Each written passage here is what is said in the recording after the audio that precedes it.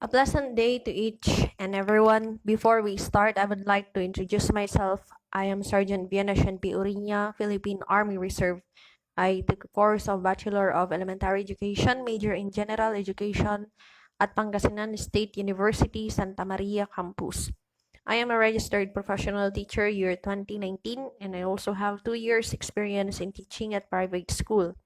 My military schoolings are Advanced ROTC MS31 to 42. Back in my college days, during second year, I became a platoon leader in Raate at the time, and in third year, I was assigned to become S1. At the same time, I was selected to become an adjutant during Raate 2017. Classroom rules. Phone must be turned off or set in silent mode to avoid interruption during our session. Gaming is not allowed. You are instructed to pay attention, and it's better for you to jot down for you to use it as your reviewer. When nature calls, go to the restroom. If you feel sleepy, stand or do some exercise to stay alert, or you can freely sip coffee. Safety precautions. If unexpected earthquake, please do the 3 safe rules. Drop, cover, and hold on. In case of fire, immediately go to the fire exit.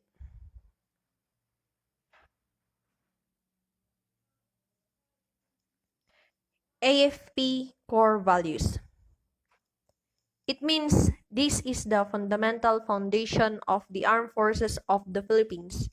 Ito yung pinakaubod o pinakamahalagang bahagi ng AFP. Objective: to impart the cadets knowledge about the core values of the Armed Forces of the Philippines, to identify the characteristic of the different core values of the AFP, to enable the students to explain the different core values, to provide the student cadets regarding the general duty or responsibility towards the society, and lastly, to provide knowledge on the applications of the core values. So, these objectives is very important for us to really know kung ano nga ba talaga ang Armed Forces of the Philippines at ang mga pinakahalagahan nito. Attention! At the end of the lesson, you are expected to answer questions, so be attentive and take note. Scope of the lesson. Definition of terms. Constitutional mandate. Code of conduct of a soldier. AFP core values and AFP core philosophy. Code of conduct of a Filipino soldier. A reformed, highly motivated, professionalized, and disciplined AFP. This conduct aims to gain the trust, confidence, and respect of the people.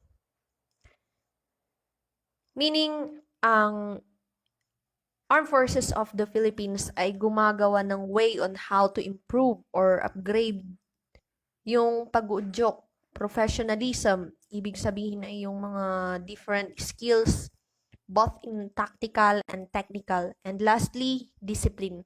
So, the question is, why AFP needs reformation? Of course, to attain public trust, confidence, and respect. Ayon nga sa survey na napanood ko months ago na ang mga tao ay mas takot sa army. Hindi sa totally natakot, but fear of respect o paggalang. As we know, discipline talaga ang pinaka-umiiral at chain of command sa AFP, but it doesn't mean that this organization doesn't have blemishes. Kaya nga laging inaalala or the higher ranking officials are always reminding the core values and code of conducts para maiwasto yung mga dapat i-correct. This also develops usually in training para mas may sa puso ng isang sundalo ang code of conduct. To tell you the truth, habang pinapag-aralan ko ito ay mas nabubroaden pa yung thinking and knowledge ko sa AFP.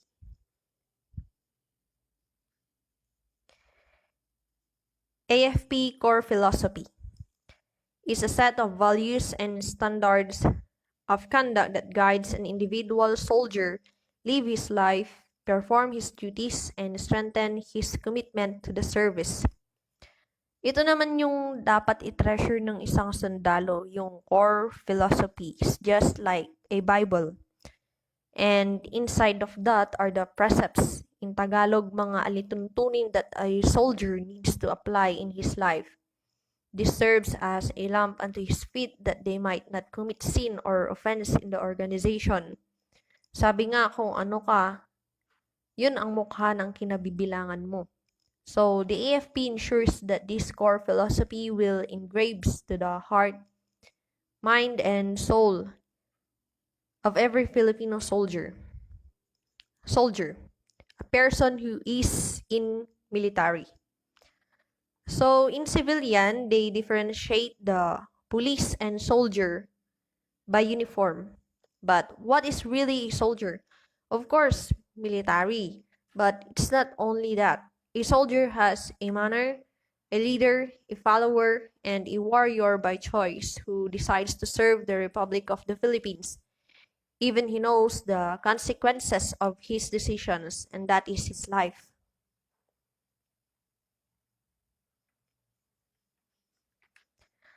Constitutional mandate. The Armed Forces of the Philippines, or AFP, recognize the Constitution of the Republic as a legitimate expression of the people's will.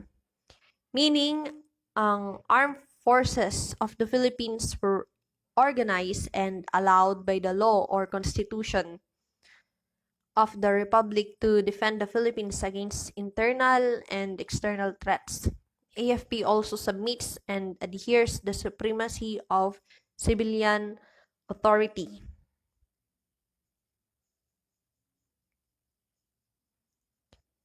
Organization and chain of command.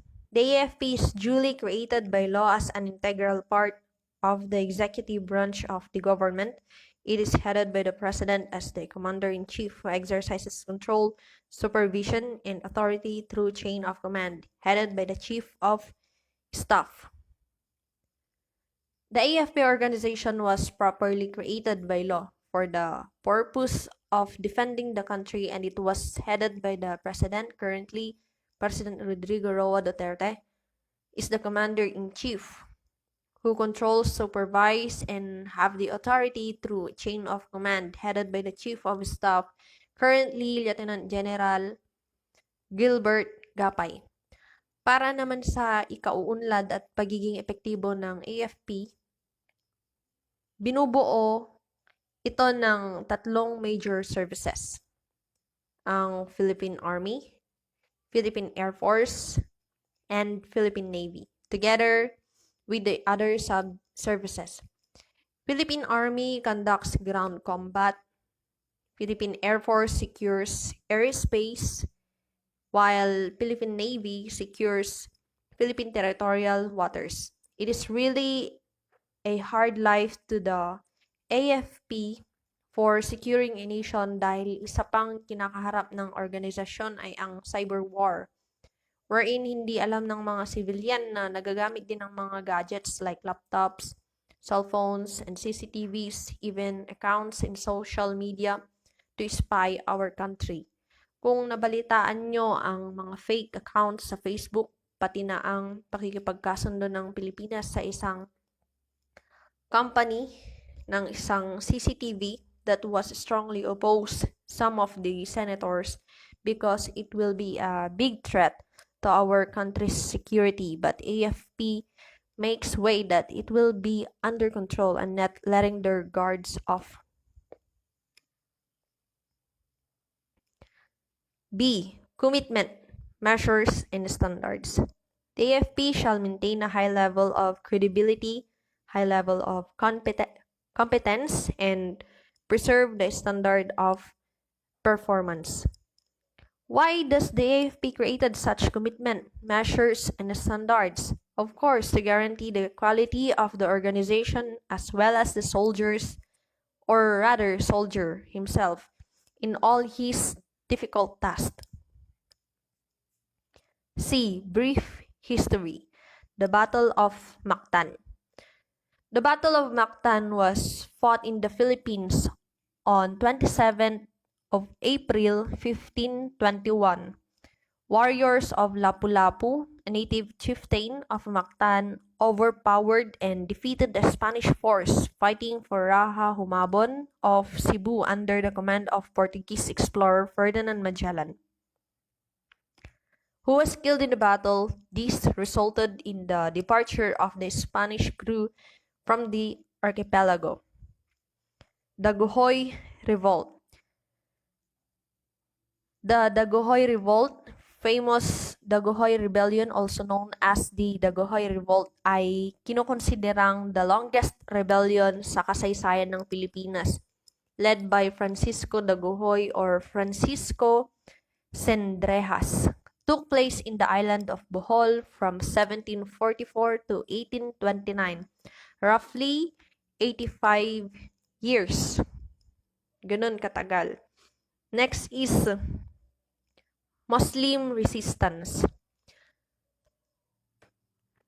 Muslim resistance, most known resistance of our brother Muslims, is the Batallas de Castillas or Castilla y Moro or Spanish-Moro conflict. The battle lasted for over several centuries. It began during the Spanish era hanggang sa Spanish-American War, when Spanish finally began to subjugate or defeated ang mga Moro people pagkatapos ng dangtaang or dangtaong kabiguan na magawa ito. Katipunan. Katipunan or the kataas-taasan, kagalang-galang katipunan ng mga anak ng bayan, also known as KKK. This was the Philippine Revolutionary Society founded by anti-Spanish colonialism Filipino in Manila in 1892. The primary goal was to gain independence from Spain through a revolution. The Katipunan being a secret organization founded by Filipino patriots, Andres Bonifacio, Teodoro Plata, at saka si Ladislao Diwa, and others. Nabunyag ang organisasyon sa mga otoridad ng Espanyol. Days after the revolution of the existence of the secret society in August 1896, Bonifacio and his men tore up their cedulas during the cry of Balintawak to ensure that their profile will not be known, and that started the Philippine Revolution of 1896 rather. Tejeros Convention, also known as Tejeros Congress, was the meeting held on March 22, 1897 between the Magdiwang and Magdalo factions or party of the Katipunan at San Francisco de Malabon, na ngayon ay tinatawag ng General Trias. These are the first presidential and vice presidential elections in Philippine history, although only the members of the Katipunan were able to take part. So, dito, na-nominate ang tatlong tao, namely si Emilio Aguinaldo from Magdalo Party. Nakakuha siya ng 146 votes out of 256. Secondly naman, si Andres Bonifacio from Magdiwang Party gains 80 votes out of 256, while Mariano Trias from Magdiwang Party ay nakakuha naman siya ng 30 na votes out of 256 members. Philippine Military Academy. PMA is the premier military academy for Filipinos aspiring for commission as a military officer of the Armed Forces of the Philippines. It was established on December 21, 1936 by the virtue of National Defense Act of 1935. So, itong Philippine Army ay parang ginaya niya yung United States Military Academy. It was patterned after the USMA. Next, Philippine Constabulary was established on August 18, 1901 by the authority of Act Number 175 to maintain peace, law, and order sa iba't ibang probinsya ng Pilipinas. Continued disorder and brigandry prompted Governor General William Howard Taft to maintain the PC to combat insurgents. Captain Henry T. Allen of the 6th U.S. Cavalry, a graduate of West Point, became the father of the Philippine Constabulary. Battle of Bataan lasted January 7 to April 9, 1942. Was a battle fought by the United States and the Philippine Commonwealth against Japan during World War II. Pinagsama-sama ni General Douglas MacArthur lahat ng Luzon-based units sa Bataan Peninsula para makipaglaban sa mga sundalong Hapon. Despite lack of supplies, American and Filipino forces managed to fight the Japanese for 3 months and causes the delay of immediate victory of the Japanese. So, dito rin kilala yung tinatawag na Bataan Death March, kung saan malala nyo sa Araling Panlipunan nung elementary and high school na pag-aralan dito. Natalakay kung paano nagkaroon ng Bataan Death March na ikinamatay ng mga maraming sundalong Pilipino at mga Amerikano. Next, Battle of Corridor. Fought May 5 to 6, 1942. Ito yung lugar na isang obstacle for the Japanese forces of the 14th Japanese Imperial Army. Lieutenant General Masaharu Homa. The U.S. Army along with the Filipino soldiers recaptured the island in 1945. Next, Philippine Expeditionary Forces to Korea, or tinatawag din itong The Forgotten War. I have watched this before, one of the documentary news, The Real sa GMA network, wherein it was titled The Forgotten War.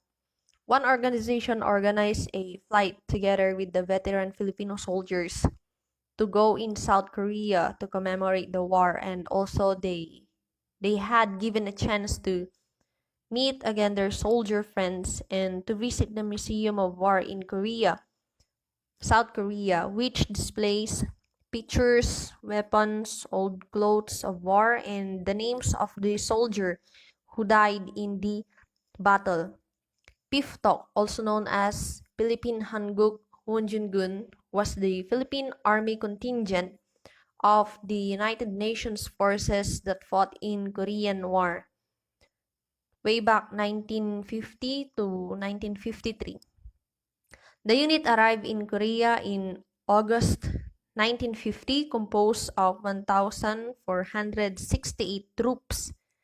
Ang Piftok ay naging parte sa Battle of Myeodong, Battle of Yultong, and Battle of Erie Hill.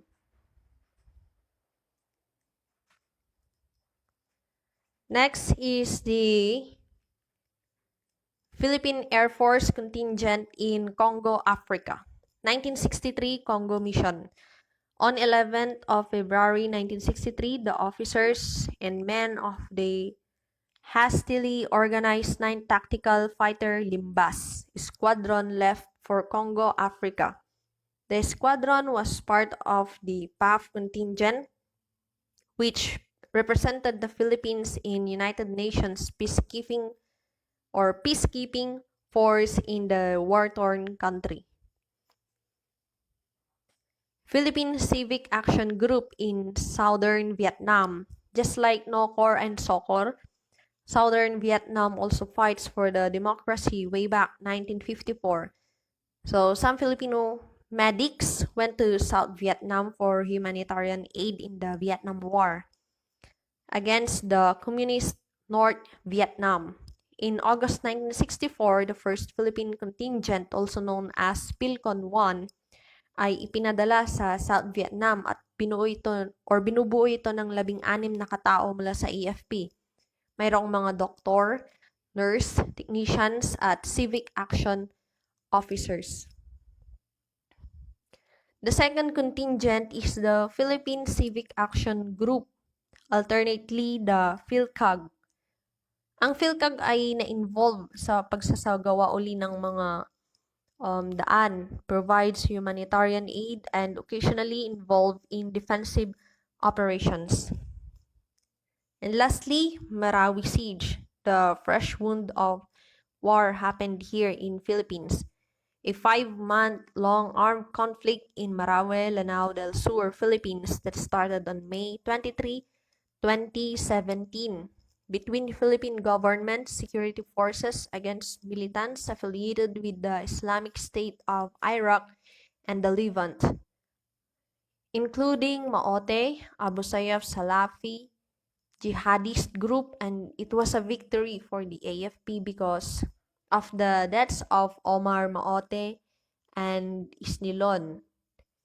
On October 23, 2017, it was announced that the 5 months battle finally ended. So, war in the past has many yet to tell. There are still many more that happens in the history of AFP, and this is just a brief history that really marks or being highlighted. To such ideals from the AFP, their dreams to have an ideal Filipino soldier, then it will not be difficult to accept the code of conduct of the Filipino soldier. Number 1, I am a Filipino soldier. I will support and defend the Constitution of the Republic of the Philippines.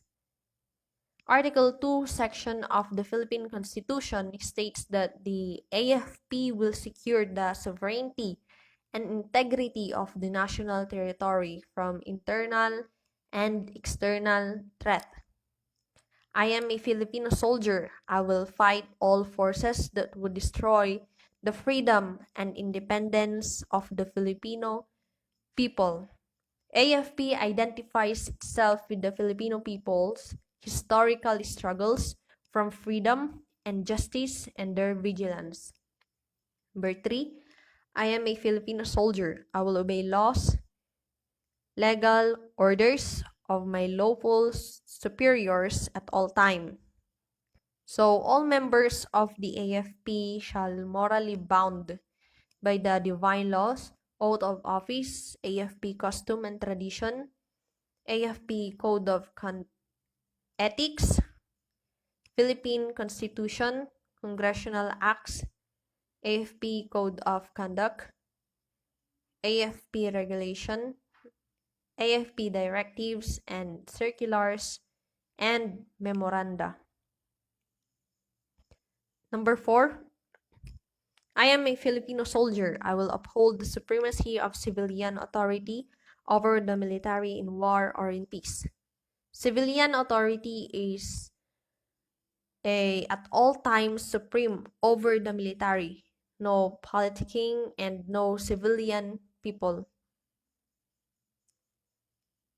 Number 5, I am a Filipino soldier. I will live and die in true Filipino tradition of valor and honor, duty, and loyalty. Filipino soldiers are always and will be a dedicated public servants, which undertakes tasks very responsibly. To all this, I pledge my life, my treasure, and my priceless honor. For a soldier, accomplishment of the mission is the most vital thing, and this core philosophy is the foundation of all his acts and deeds. Hence, Armed Forces of the Philippines core values consist the following: love of the country, honor, loyalty, valor, duty, and solidarity. Love of the country. It is the dominant nature of an army soldier to love his country. It is this love for country that invests Each reference of valor for deserving soldiers, valor that further elevates the spirit of the country.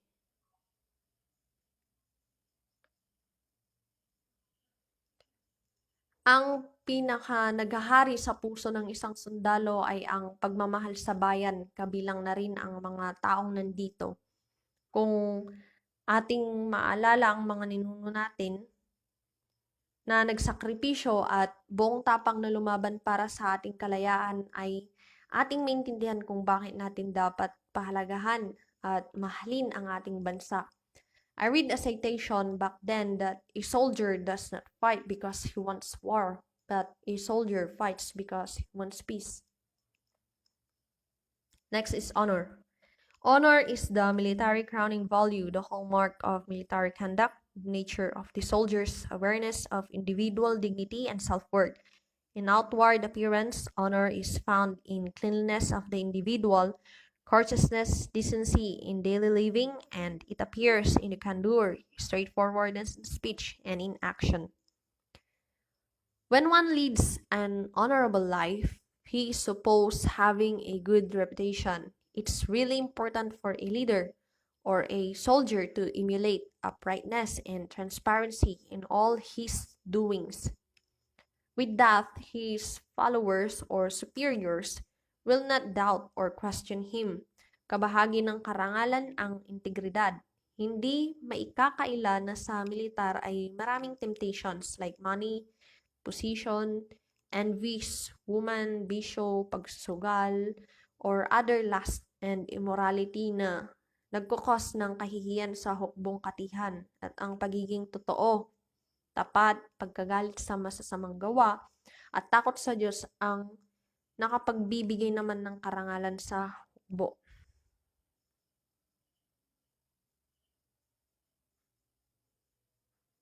So, an individual soldier with honor does the following: develop and maintain a keen sense of ethical conduct, adhere to the public code of professional Philippine Army values, identify with the ideals embodied in the Philippine Army values.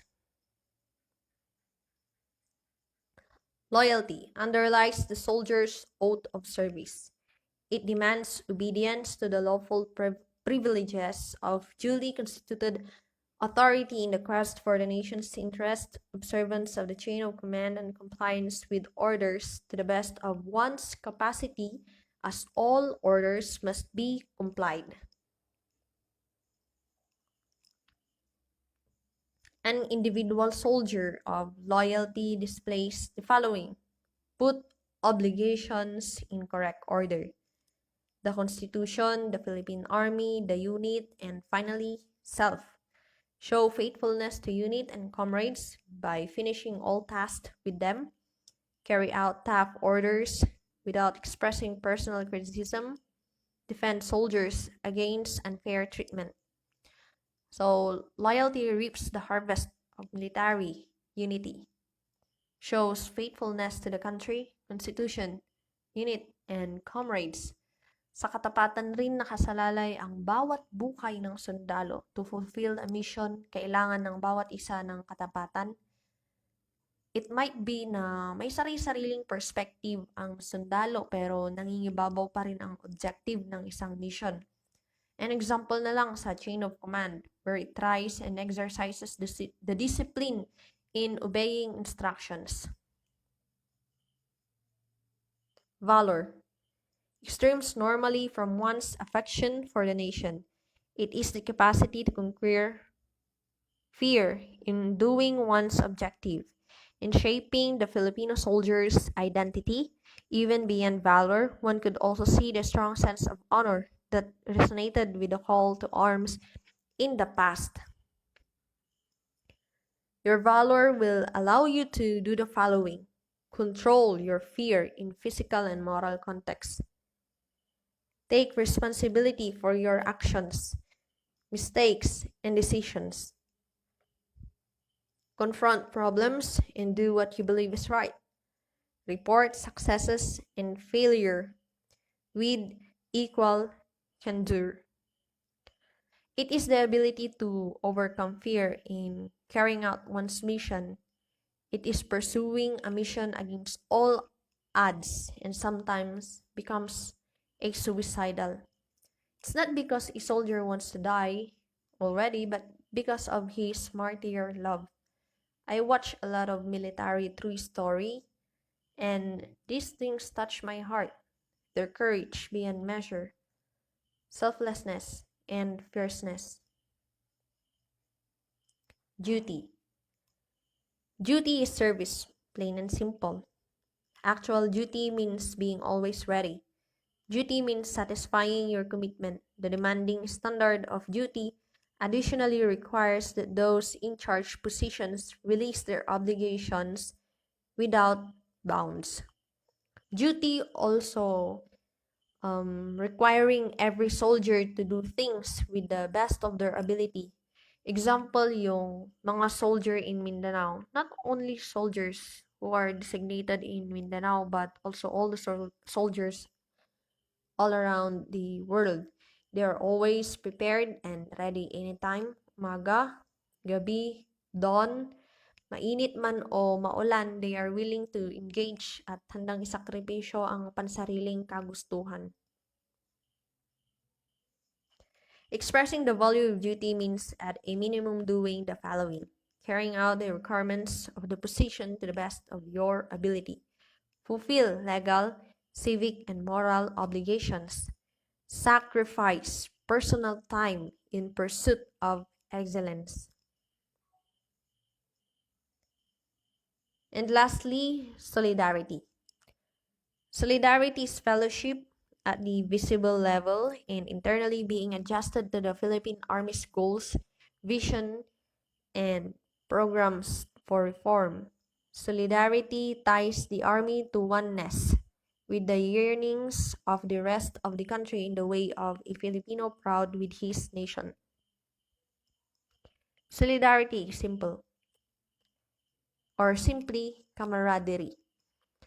Every soldier doesn't have different decisions, or every soldier does have different decision rather, but submits only to the Philippine Army's goal, vision, and program.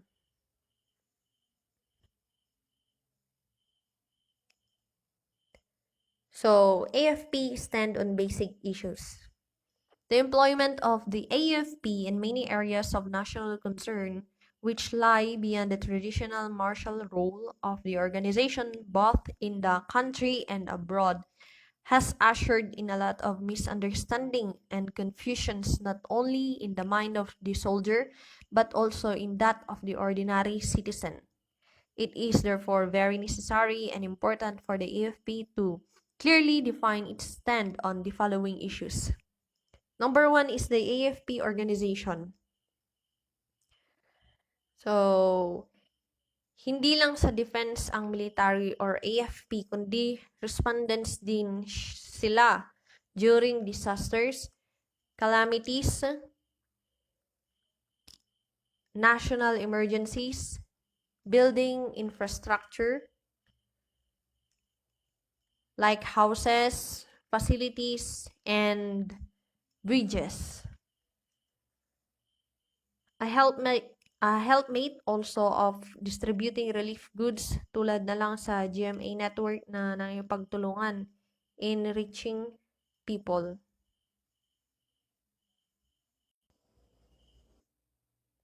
So, the AFP organization shall be so designed, structured, staffed, and manned as to be able to carry out its mission and functions effectively through the optimum use of resources. Next is supremacy of civilian authority. The AFP shall at all times uphold the supremacy of civilian authority over the military. The President, as Commander-in-Chief of all the armed forces, shall exercise command and control over the armed forces.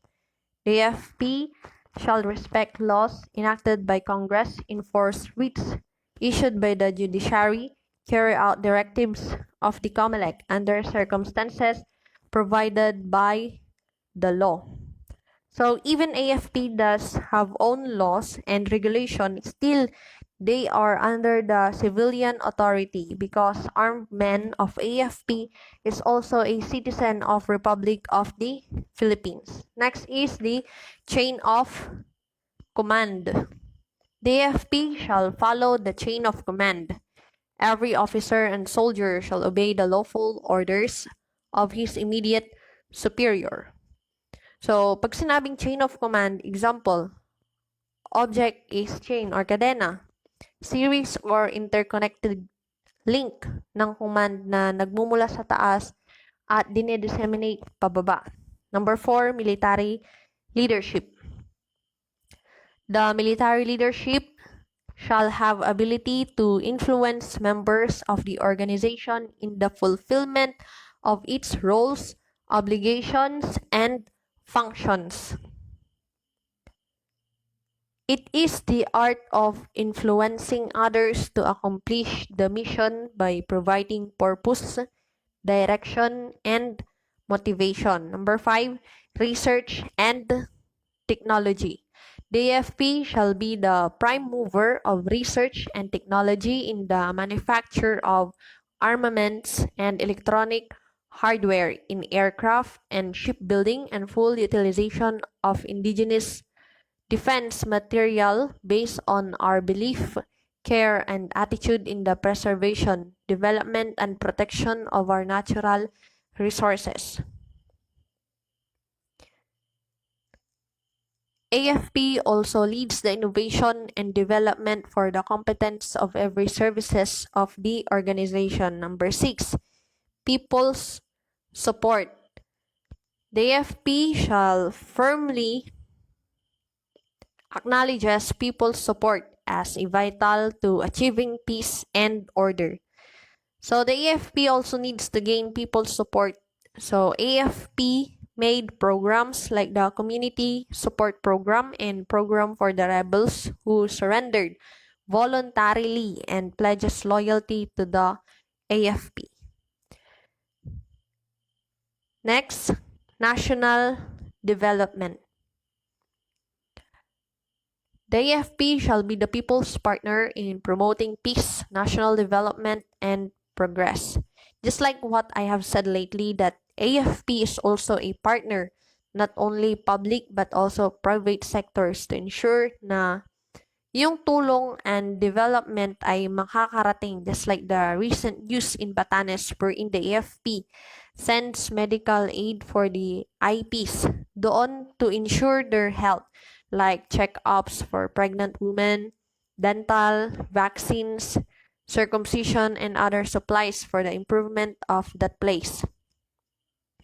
Next, partisan policies. The AFP recognizes the sanctity of its insulation from partisan politics. Its involvement in politics shall be strictly limited to the exercise of its members' right of suffrage and in ensuring the security and delivery of ballot to the concerned government entities during election if and when deputized to do so. Next is mass media. The AFP shall have open media policy, limited only to the confidential information kasi hindi naman pwedeng ilabas lahat dahil nakasalalay din ang security ng bansa and also to avoid spying from terrorists and outsiders.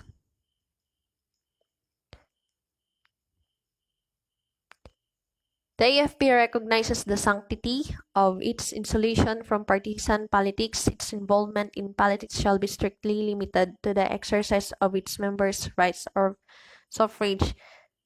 Next is spiritual life.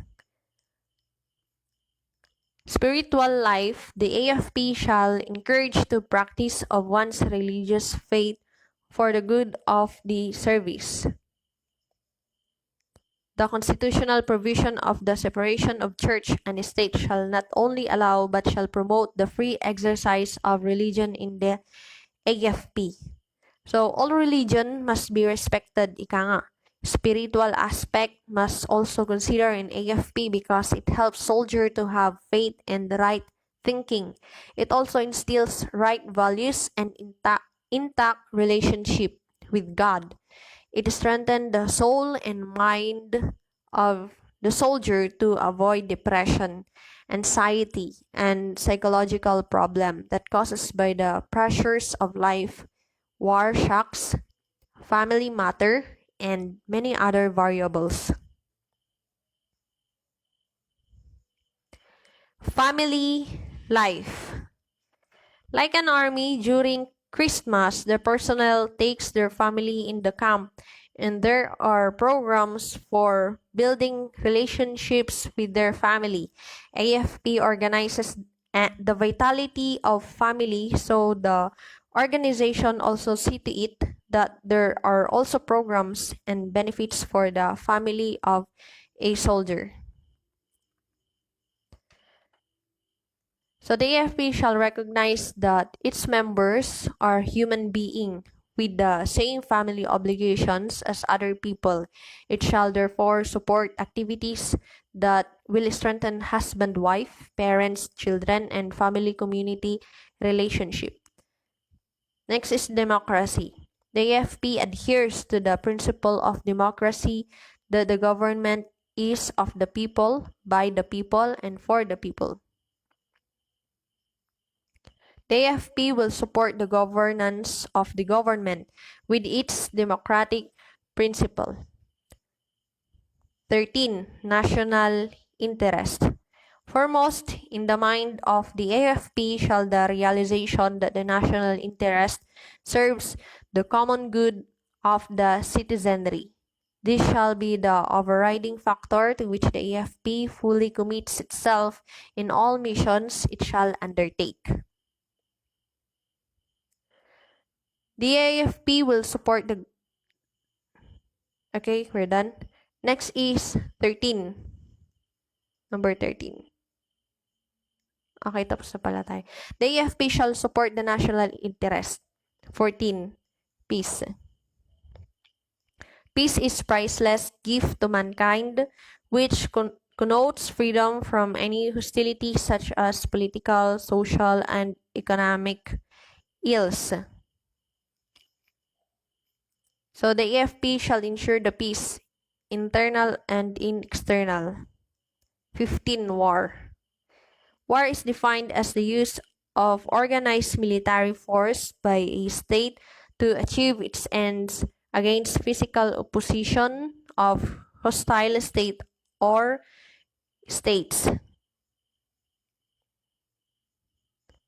Even though it's hard, war is the only option for the AFP to end hostility to the people who takes peace and to settle discordance. 16. Use of armed force.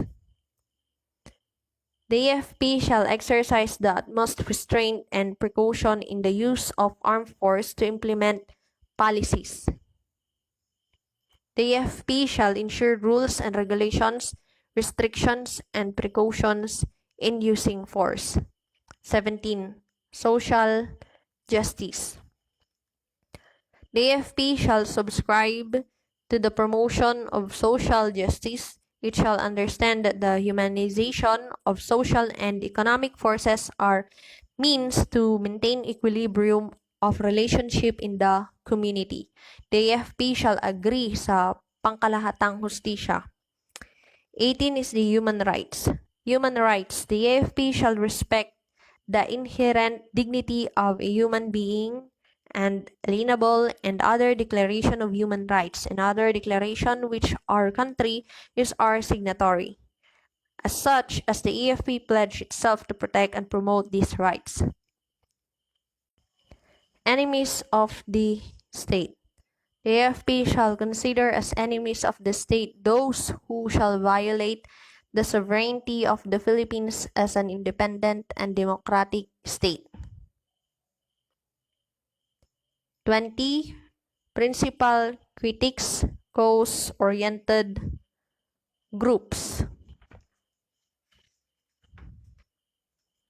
The AFP shall not stifle dissent or label the principal critics and or cause-oriented group as threat to national security and or enemies of the state as dissent and opposition are important features to ensure healthy, dynamic democracy.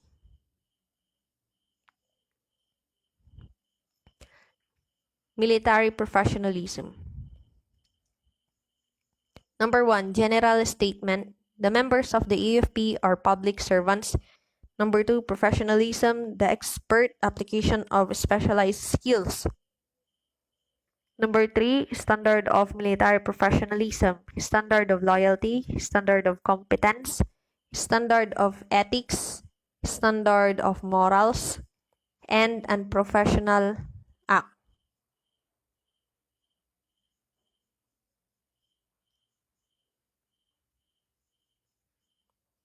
Number 1, act of disloyalty.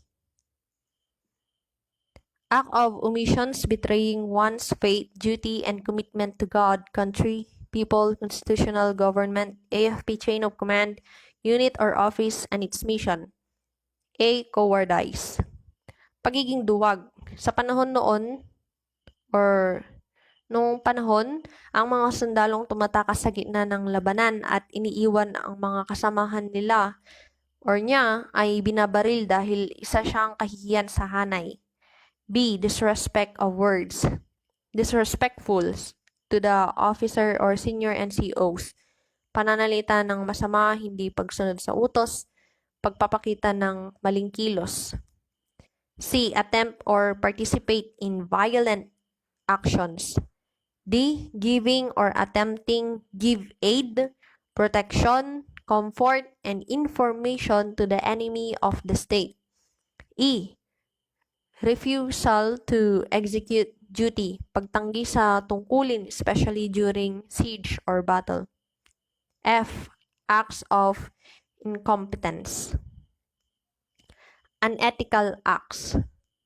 Directly or indirectly engaging in one's business, sidelines, using government time.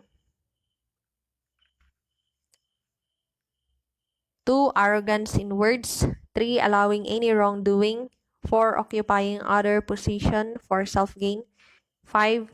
Lobbying for any favor. It means parang nakipag-ugnay ka sa mga politics or sa mga politiko para sa isang pabor. Any act of circumventing. 7. Allowing spouses dependents to meddle in official functions. 8. Fornication, pakikiapid sa hindi mo pa asawa. Or for example, adultery, yun nga, pakikipag-apid sa hindi mo naman asawa, o kaya pag hindi pa kayo kasal, nagkakaroon na kayo ng sexual intercourse. Concubinage, kabit. Homosexuality, pakikipag talik or pagkakaroon ng interes sa parehas mong gender, kaya lalaki to lalaki, babae to babae, ganun.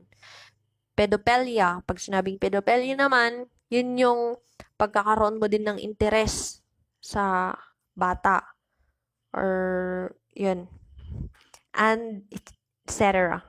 Engaging vices, sexual harassment, forum shopping. Pag sinabing forum shopping, yung pang nakikipagpalitan ka ng impormasyon, parang gano'n, okay, nagko-collect ka ng information sa iba. Airing grievance. G. Corrupt acts. All acts or omissions described and characterized in crimes. H. Penalties and administrative sanctions. The penalties for the foregoing disloyal, incompetent, unethical, and corrupt acts shall not be waived or cordoned. The operational imperative. Successful of the mission is the main vision of every soldier. Pag sinabing the operational imperative, yung operation, yun yung pinaka-vital or pinaka-importante sa lahat Next, number 2, Army core values. Love of country, valor, honor, loyalty, duty, and solidarity. Pursuit of excellence, pride in uniform, discipline, professionalism, adherence to law, deference to authority. Pursuit of excellence. Each soldier strives to perfect his craft to achieve his mission. So, sa pagtatamo ng tagumpay ay kailangan ng lakas, talino, at katatagan sa labanan.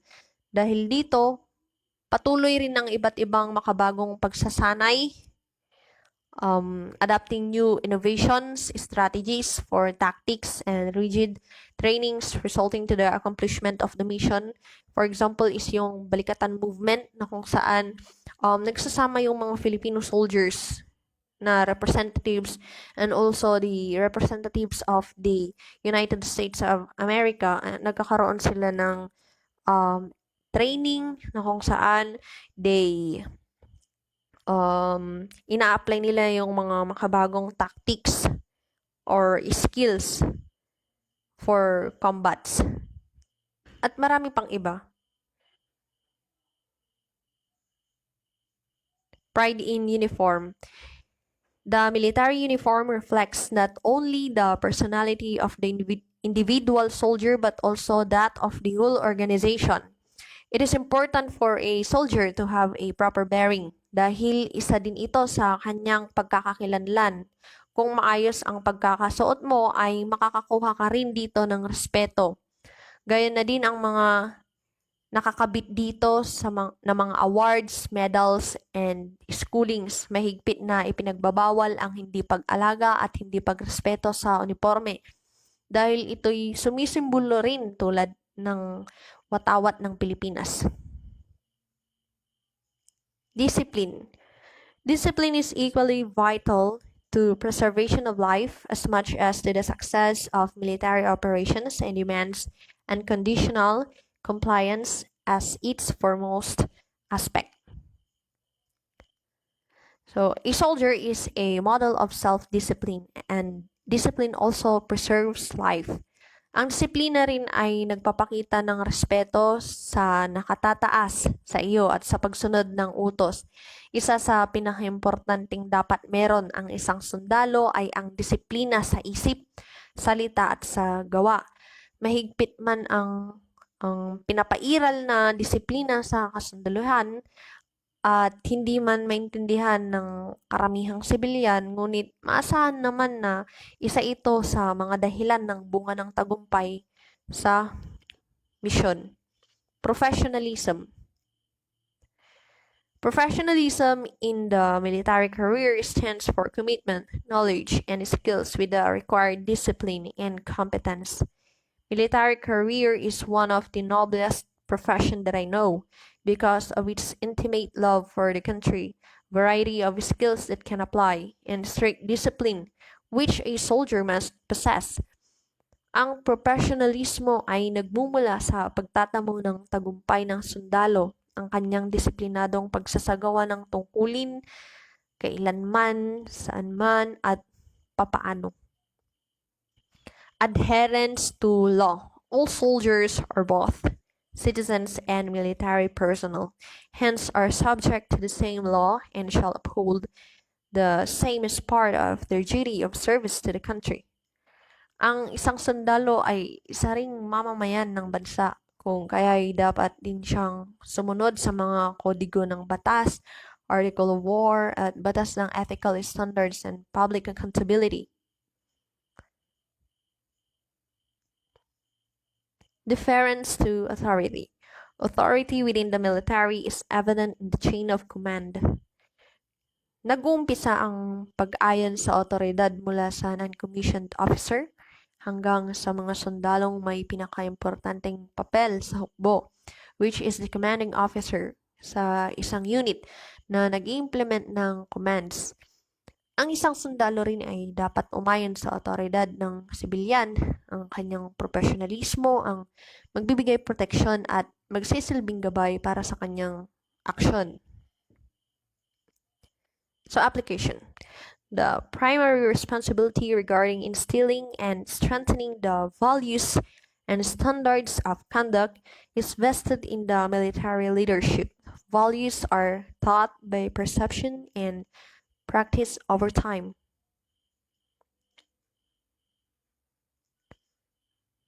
Dapat rin na ang isang sundalo ay lagi rin niyang tignan at suriin ang sarili niya upang magkaroon siya ng maayos na gabay at tamang pagsasagawa ng core values and standards of conduct in military life. Many times, we are faced with crucial circumstances that requires us to decide, but always remember to choose to do what is right. AFP Code of Conduct is the fundamental foundation of a soldier, which molds his values and standard management, which military leadership also inculcate. Summary: the strength and solidarity in the armed forces of the Philippines gives meaning to its capacity to accomplish its intricate duty. To defend for the country is to protect its citizen. To know the meaning of this and the importance to gain public trust is when a soldier's heart and mind focuses on the concise of the AFP philosophy. There are three distinct characteristics of a Filipino soldier. He is able to be happy in times of comfort and sufferings. Creativity and able to analyze things even if it's not bound to his ability. And its exceeding faith to the Almighty. Furthermore, the Filipino soldier is also the armed forces of the Philippines who acts according to the previous core of philosophy, being able to carry out the military mission even if he is alone and even in the battlefield or in peace. Quotations: courage knows no limit, cowardice does. President Rodrigo Roa Duterte. The supreme quality for leadership is unquestionably integrity.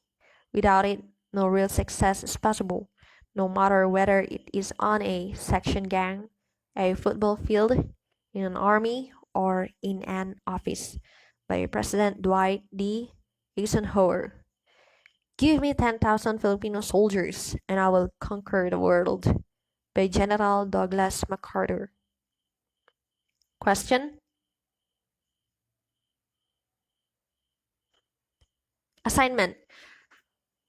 What is the primary essence of the recorded war for fighting the freedom and peace of our nation against the terrorists and invaders during this present time?